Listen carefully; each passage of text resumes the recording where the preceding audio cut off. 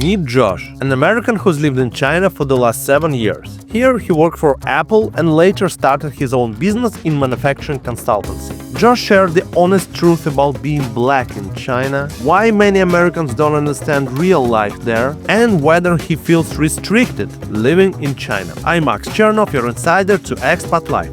Overall, how is it to be black in China? Sure. What's your experience? It's been a very long journey. I think back in 2019, there were a few moments where we were traveling and they wouldn't want to let me in clubs, or mostly clubs and bars. We don't want foreigners that look like this in the club or the bar, which was shocking to me. And I was a lot younger, so I was a lot more fire-headed. I'm just like, oh my God. Yeah. But I mean, that honestly, you don't see that happening very much anymore. I would say the experience of being black in China is an experience of patience, self-discipline, and self-awareness. Yeah. Because no one understands what the fuck you are. They look at you and are like, what is that? What's that on your head? Why is your skin so dark? It's better in Shenzhen. It's better in the bigger cities. In Shanghai, probably. Yeah, Beijing, Shanghai, Guangzhou, Chongqing to maybe a lesser extent. It's better in the bigger cities for sure, but there's still that shock factor, right? So you have to get used to people, to walking down the street and people just staring at you. Staring at you intently. Yeah. What I noticed, they don't shy to stare. Sometimes they're just staring. It's very strange. But it's been 7 years for me, so it's fine. It's a part of the entire experience. I think it used to bring me a lot of anxiety because, to stare at somebody in my neighborhood where I'm from means you're either trying to rob or murder me if you're staring that hard, right? Yeah. So I had to kind of reprogram how I thought about it, and it's not, malicious intent per se, but I think it's overwhelmingly curiosity. Yeah. People are just like, where are you from? I've never seen those people. He's an NBA player? Is he a rapper? What is he? It's a lot of that. So some people can't deal with it. For me, I'm here for my career, so it's just one of those things you make do with while you're trying to build what actually is important to you. When I was working at Apple for 4 years, I'd show up at the Foxconn factories and just be speaking all Mandarin. They look at me and they're first like, well, why is he here? What is he doing here? And then I'm like, 你好，那我们要现在开始聊天这个项目，所以你现在今天有什么进度了？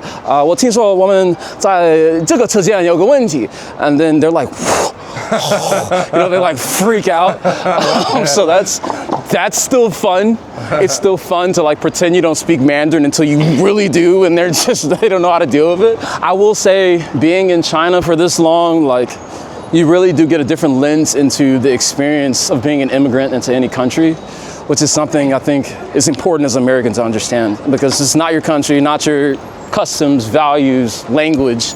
None of this is yours. All of it is new to you. It can be shocking. It can be absolutely overwhelming. You can feel isolated, right? You miss your customs back home. I haven't had an American Christmas in 7 or 8 years, These are all things that I really do miss. And now, because I've been doing this for so long, I can just imagine oh my God, what is that a Mexican American experience when they come to China for the first time, or the Venezuelans that Trump shipped up in a bus from Texas to Chicago a few years ago, and now they're in my neighborhood.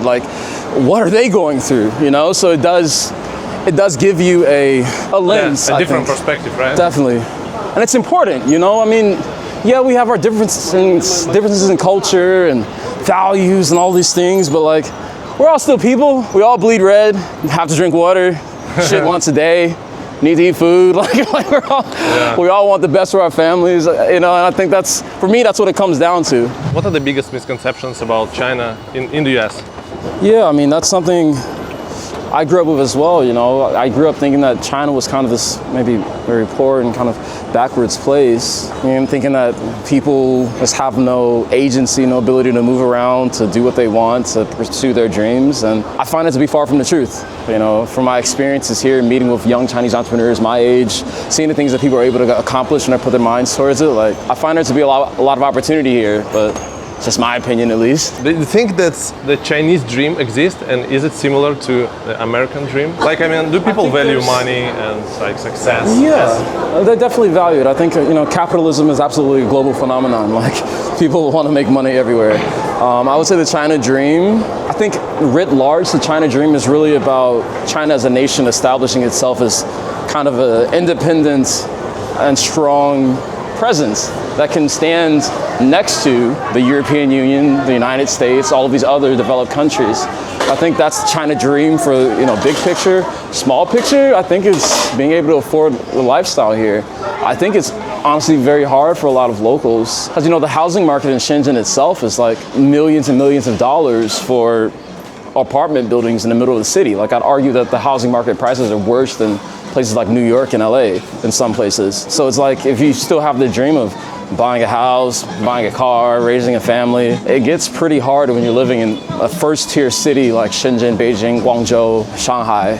It can get quite hard. People still want it though, right? Everybody wants to be able to live a comfortable life, take care of their family. These are universal values, right? No, because I guess some people in the West think that China is communist, so there is no that people just obey orders and that's it. Yeah, I mean, the communist elements absolutely applies to the way the organization of the government, right? So when we talk about who is in charge of running the Shenzhen city, running the Guangdong province, and then the way you get promoted to kind of the highest government organizations, like the Congresses. Yeah, like you have to be a member of the Communist Party. If you're in a leadership position of a very large company, you're highly encouraged to be a member of the Communist Party. And there are no, democratic elections in the way that we know them in the West. But, what does that really mean? It means you can't elect your officials, but your officials are still working, towards the end of advancing everyone's quality of life. Yeah. So, yeah, it's communist, but China's the country that raised, 99% of people out of poverty over the last 40 years by, driving forward economic development in cooperation with kind of its communist government structure. I can talk about this a lot, but long story short, yes, it's communist, but that has built what we have today. That has built a relatively prosperous society compared to what this was 60, 70 years ago. I miss the cold, to be honest. You miss the cold, yeah? I do, very much so. Oh, really? That's my biggest complaints about Shenzhen: the heat and humidity, the cockroaches, and the mosquitoes. If Shenzhen didn't have any of these things, it would be perfect. But Shenzhen's the type of place where it's like winter is 3 weeks in December that are 18 degrees Celsius, maybe. Yeah. And that's it. That's it, yeah. And then by February, it's already 30 degrees again. By February? Oh, really? Damn near. So it's only couple of months of cold, coolish weather. Even maybe weeks. It's only gotten worse, Thanks to global warming, it's only gotten worse. For sure. I know that Singapore has plans about global warming, how to tackle it. Because Singapore is a hot place, it's near equator. Yeah. And they need to tackle the global warming because the temperature is rising and it's inevitable. So the countries like Singapore, I guess China as well, they are thinking really long term. So they're thinking for the next 20, 30 years. That's actually the difference. I think how kind of democracies approach it because they have election cycles 4 years. Yes. And then next. In this part of the world, there's many countries that don't have it, right? So it's more like a long-term planning. Yeah, it definitely, a long-term planning definitely has its strengths and weaknesses, but the one thing is they can kind of adequately prepare for the impending global warming, rising sea levels, more turbulent weather conditions. I think they'll do a much better job of preparing for that than we will. Something I've really admired about Shenzhen, I don't know if you've discussed this before, but if you look at the cars, the ones with the blue plates are gas powered, and the ones with the green plates are entirely electric or hybrid. 1, 2, 3, 4 green, 1, 2, 3 blue. Yeah. So the Shenzhen, the entire the blue taxi fleet, all of these cars are 100% electric from BYD, and I think this is the first city I've seen that just has an entirely electric fleet of taxis. I believe the buses are all electric, maybe a few that are still gas. But they've been doing a great job here of trying to prepare for that future. Is it like the internet that it's kind of technically blocked? Many Western websites and apps are blocked here. Does it bother you at all? You get used to it. Used to it. Yeah, you get used to it. If you have an American phone number while you're in China, then actually the VPN, you don't need a VPN with an American phone number in China. For me, I'm using the eSIM. It's super easy. I don't need to do anything basically. Yeah, so it's quite easy with an American number to just do everything you used to do anyway. Yeah. But once you have a Chinese number, then that's when the firewall actually actually works. It's just, I guess, sometimes you need a Chinese number to activate something. Everything else in China, yeah. Every time I landed in a new country, the first question was always, how do I get internet on my phone? Roaming was too expensive and buying SIM cards was a hassle. Then I started using eSIMs and it completely simplified my trips. Recently I tried Nomad eSIM. They are supporting today's video and it worked super well. The app lets you choose the country, pick a data plan and get it installed on your phone in just a couple of minutes. What I personally like is the flexibility. Nomad offers plans for over 200 destinations and you can choose what fits your trip. For example, regional or global packages if you are crossing multiple countries, or bigger data plans if you are traveling with family, or smaller ones if you are going solo. So you can even use hotspots and share data across your devices. It's also more secure than a physical SIM, there is nothing to lose. To try Nomad eSIM, just click the link in description, use my code Chernov for 20% off any data plan. And now let's get back to the video. Do you feel safe living in China? Oh, extremely. I mean, I grew up in America. Southside Chicago, you see a lot of things, guns, violence. But I don't worry about any of that here. I think that was one of my biggest impressions was because I'm not constantly worried about my personal safety, I have a lot more mental energy to think about other things. So it's been, it's great here. I don't know the last time I've seen a gun in China. Maybe once or twice with a group of military people, but you don't see gun. There's not a lot of violence. Like my ex-girlfriend, I visit her in Shanghai pretty often, and she'd go to a cafe, put her MacBook on the table, and then leave for 3 hours and come back and the MacBook is still there. Right? Like that's to me insane because I believe it would have been gone in 10 minutes in Chicago. But it's just that level of, I guess, the surveillance state itself combined with the implementations they have for public safety just make it a very easy society to move around in. I remember like back in 2018, I was partying a lot more than I do now. And you can be out to like 5 or 6 a.m., having a great time, listening to hip hop music and going to like a Latin dance club. And then you go outside, you watch the sun come up. No one's gonna bother you. You might pass out in the street. I've had friends, foreigners, pass out in the street, wake up at like noon the next day. Really? And so no one cared about that. No one cared. All this stuff was where they left it. People just walked around them. Like it's very different. So I would say honestly, the public safety thing, that's something I really, really like about China because I'm not constantly worried about like, oh my gosh, can I be in this neighborhood at night? If I'm out too late, like what's gonna happen? Like, am I entering gang territory? Like, because I'm not constantly worried about these things, it makes it an easier life for me, I think. Because in the US, you have this, you basically cross the street and you like end up in a bad neighborhood. So from good neighborhood to bad neighborhood, just crossing the street. So you know how to navigate the streets of like big cities, especially in the US. And here it's not the case. But this like all this safety, this feeling of safety that the society has is still relatively new. I would say in the 90s, early 2000s, definitely places you don't want to be walking in Shenzhen and some of the neighboring provinces. You will be mugged, maybe stabbed. This is like, I do think this is a direct result of the extensive surveillance apparatus that's, present throughout Chinese society. There's going to be, I don't think there's an angle in public where you're not exposed to a camera. Right? You see these cameras all along this train on the ceiling. Where's the cameras? The little balls on the ceiling. Next one is there. Like maybe outside of your own house, your own apartment, you will be on camera somewhere. Somebody wants to find you, they will. I remember back in 2018, while I was studying at Tsinghua University, they were talking about this experiment they ran for how quickly could they find and identify a person of interest in Beijing with Beijing's like surveillance apparatus. And I think it was something like once that person of interest was dropped off at a random location in Beijing, it took them 7 minutes to deploy cars and have that person surrounded. So it's different out here, dude. It's very different. Does it bother you, the constant level of surveillance? I don't care. Yeah. Some people have this heightened sense of personal privacy. Oh my God, all my data is my own. I'm from America. We gave up our data to Facebook and Instagram like years and years ago. And like, I'm not gonna sit here and pretend the government doesn't have even more data than I know is available on the internet, right? Like, America pretends it doesn't invade your privacy, and China just announces it will.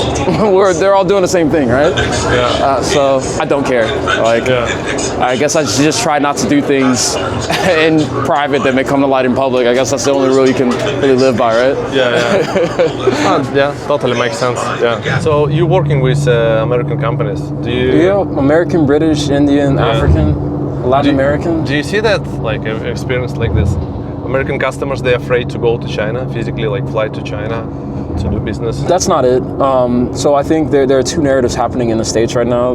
There's the big picture narrative that we must be anti-China and we must resist China for geopolitical reasons. And then there's the business narrative, which understands that you are not manufacturing a viable product at scale without China. It is not going to happen. It's not happening in Vietnam. It's not going to happen in India for the next 10 to 20 years. You need to be in China. So these are two different narratives. The business people who are building physical products understand that to do anything at scale, you need to be here. So for them, it's not a matter of fear, it's a matter of cost, navigating this ecosystem, communication, understanding best practices. And that's where I think they get tripped up a little bit. What China did was very unique, right? They created these special economic zones, Shenzhen, Shanghai, Xiamen, these special economic zones where they had more permissive trade policies, right? So when that was created in 1978, factories were started to be made around these regions because it would be easier for you to send a product and export a product with very low tariff or trade cost fees from the government. So that's like a government incentive concentrating a lot of resources into an area for trade. Giving subsidies. That's government support behind China's manufacturing capabilities. And I don't know if it'll be as easy for India or America to do that because we're democracies. We don't really agree on anything. Yeah, that's the issue. With the democracy, you have a lot of like stakeholders, right? Yeah. So this market is very famous. It's like the biggest in the world, or one of the biggest, presumably like. I would argue the biggest electronics market in the world. This is one building of tens of buildings that are just full of electronics. Oh shit. So when we go in here, you'll see this thing is massive. Yeah. And they sell everything. Legit products and fake products as well? Everything. Everything. Like that. Hi. Apple? No Apple. 41. How much? Taste 70. 70. Yeah. 70 RMB, which is what, like $10. $10. To be honest, looks exactly like Apple. Is it good quality? Good? That's the cheaper one. Yeah? Okay, of course. Thank you. 谢谢.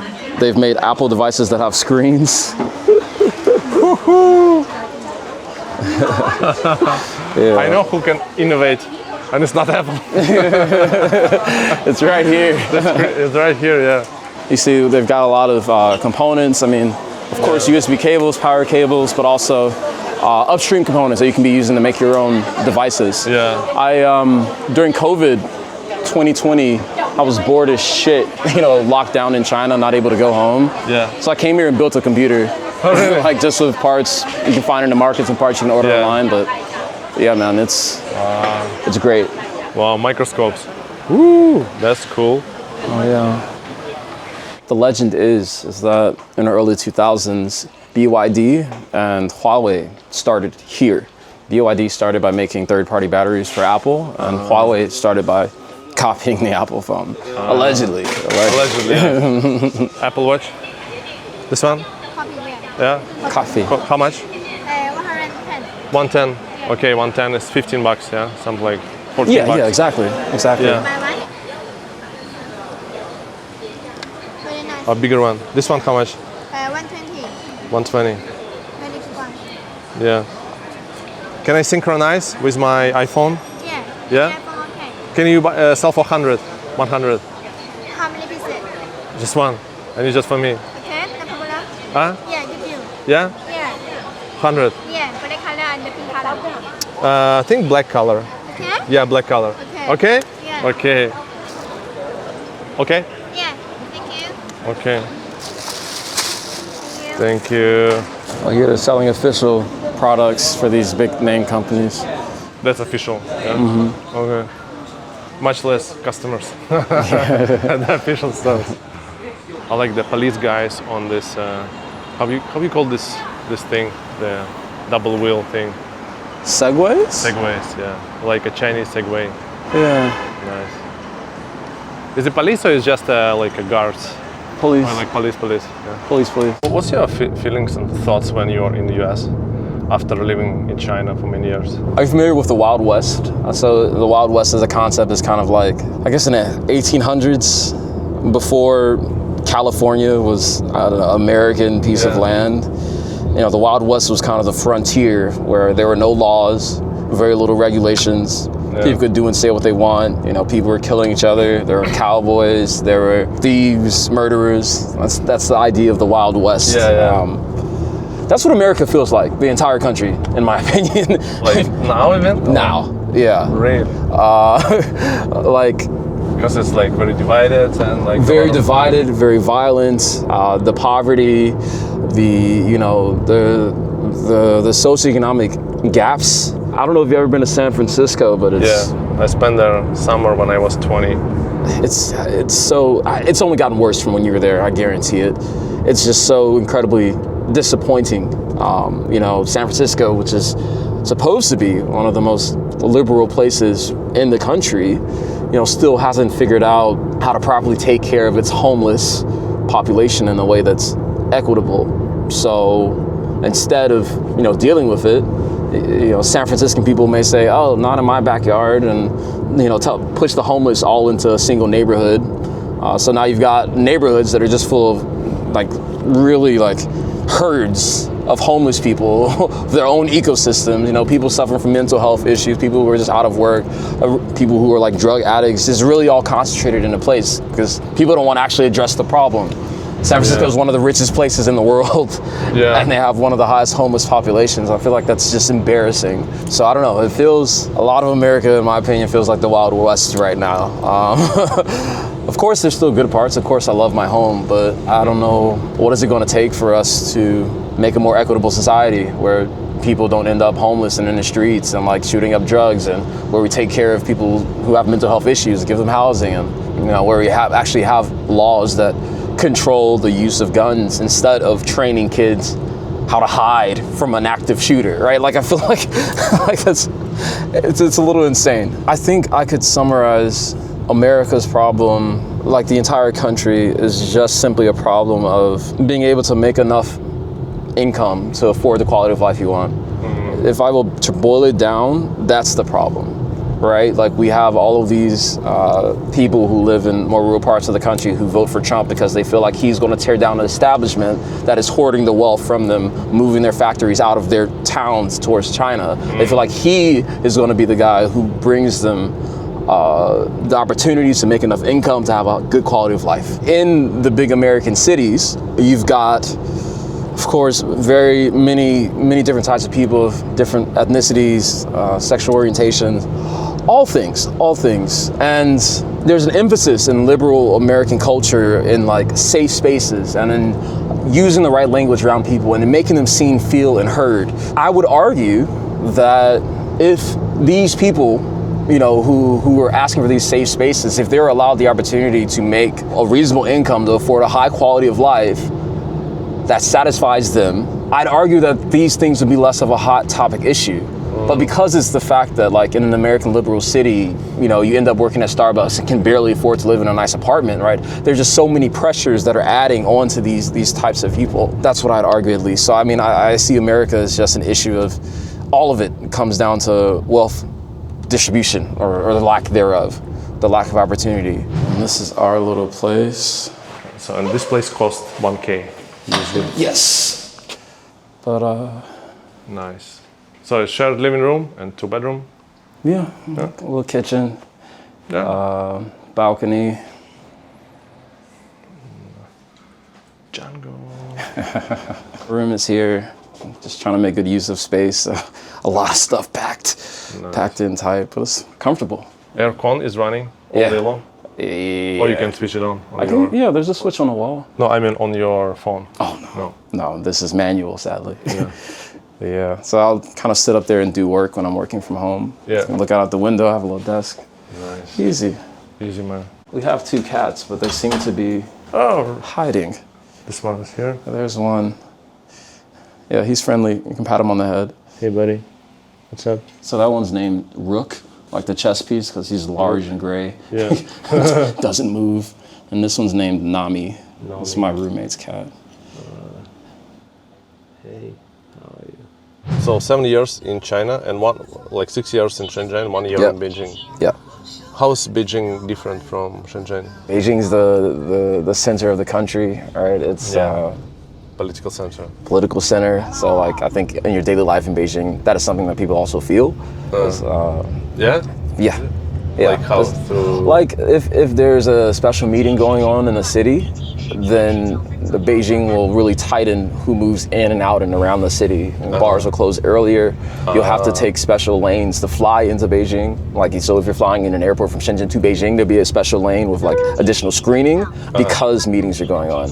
So you definitely feel, I think, the political power in the city. But you know, it's got its own entrepreneurial groups. I think a lot of my friends that I met back then kind of have been an inspiration to what I'm doing now in terms of taking the jump to be an entrepreneur in Shenzhen. Yeah. Because back then, you know, I just met a wide range of expats. Some have their own hardware design firms in the middle of the Beijing city.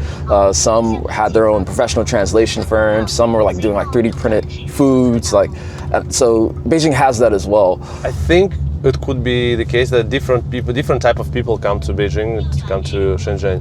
So to Shenzhen is probably very, very like driven, like money oriented, like career, business oriented people come to Shenzhen only for this. Beijing may be more diverse. I think that's fair. Yeah, so Shenzhen itself is like an immigrant city of 20 million people. But by immigrant, it's just like Shenzhen is attracting youth from all over China who want to come here and basically kind of make money and turn their fortunes around. So the average age in Shenzhen is 30 because like basically everyone. Yeah, it's very young city. Yeah. Everyone is just here trying to make money, trying to get into Tencent and Huawei and DJI and like, you know, build their fortunes that way. I think most people say the biggest difference between Beijing and Shenzhen is just there's no culture in Shenzhen. Yeah, I don't care. I can take you somewhere on this, somebody nearby that should have a lot of food options. Okay. Yeah? Yeah, by this? Yeah. Sure. Okay. It's pretty enjoyable. Anyway. Yeah. Feels good. Have you ever been stopped by police? Yeah. Yeah. For what? Riding on the road. By the road, yeah. What? Are you good? Are you I'm good, I'm good. Okay. I'm good. Yeah, no attached. But I was close. Oh man. All right, baby. Oof. Oh, that is slowing down, my brother. Okay. All right. You go. All right, we're braked. All right. Oh, now that's stalled. Push that little guy up there. All right, we're basically here. So this area is called Nantou Gucheng, Nantou Old City. It's older than modern Shenzhen. The wall is real. No? Tell me. Yeah. Fake. All fake. Really? Oh my god. Maybe 20 years. 20 years. Maybe 20. What? It looks old. I would confuse it with the old one. There are older buildings inside that date back to, I guess, the 1400s. 1400s, yeah. But you know, this wall has been refurbished. They've made it look a little better. Hello.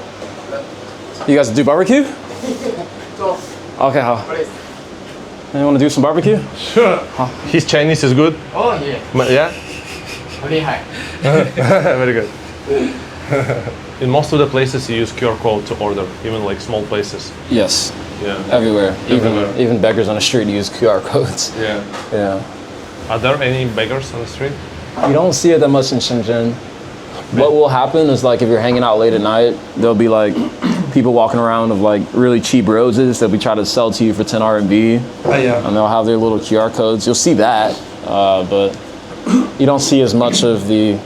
It used to be the case where like some of the old Shenzhen mafias or rather city mafias in general, would they would have crippled people and put them on the ground in very public places to encourage people to put donations in their bucket. Yeah. But those donations would just go to a gang or to a mafia, not actually to that crippled person. Yeah. But that you don't see that in Shenzhen anymore.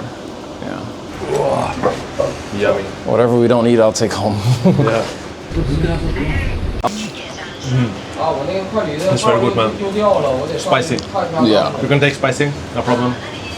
After 7 years, it's no problem. 谢谢，拜拜。Thank you. Bye.